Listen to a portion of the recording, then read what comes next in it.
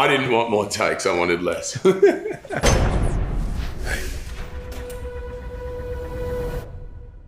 Move.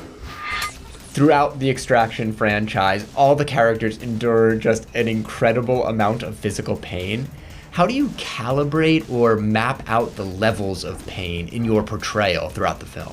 Yeah, it's a collaboration, instead of saying, okay, you've been shot here and stabbed here and this, and okay, you might need to have a limp now going forward, and trying to track that is quite complicated. There's times when it's like, I'm doing something, it's like, oh, that's right, I got shot in that hand. I probably wouldn't be able to do that as easy.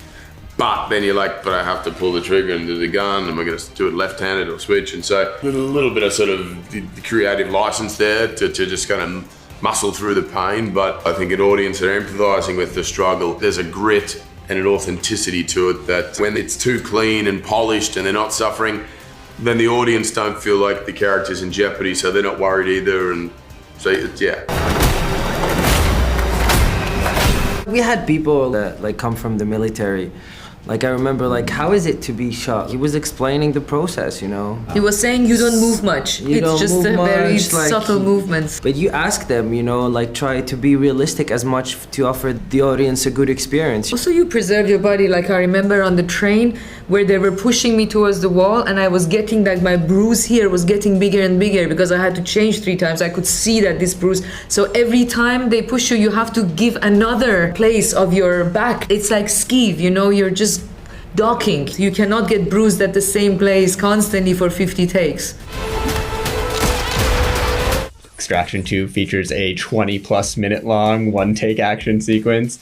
Sam, was it always going to be that long? The exact time wasn't necessarily of importance. 21 minutes and 7 seconds, but who's counting? What we then had to do was curate the ideas and say, all right, so long as we keep the storyline, the through line of the action set pieces and then the emotional beats, how we arrive there, whether he's using a knife or a gun or a pipe or a shovel, however he gets there, what's the most creative way that's going to hopefully subvert expectations of the audience but deliver on the promise of crazy action. 3, 2,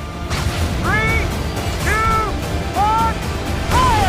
I think coming to this project, we knew that we have to prepare physically, but then there was something more to that, and we need to be prepared mentally to do takes for 30, 40, 50 times, physical takes, and you wouldn't go completely mad when they say, okay, take 38, and you run for 350 meters for 38 times, 40, and you don't know when are they gonna finish. That is something that was in the heart of Extraction 2. When I landed in there, I knew that you're like a soldier, you're like a monk, and you need to sit under this ice waterfall and just take it. At the end of these 6 months in Prague, we were all a little bit going crazy. During that sequence, it's a bit crazy making at times. You're doing take 30, take 40. Are there any sections of it or parts of it where you wish you still had one more take?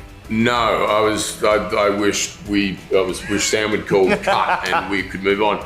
By take, especially in the one where these sequences are a couple of minutes long, it's like doing sprints, but for 14 hours. And sometimes literally.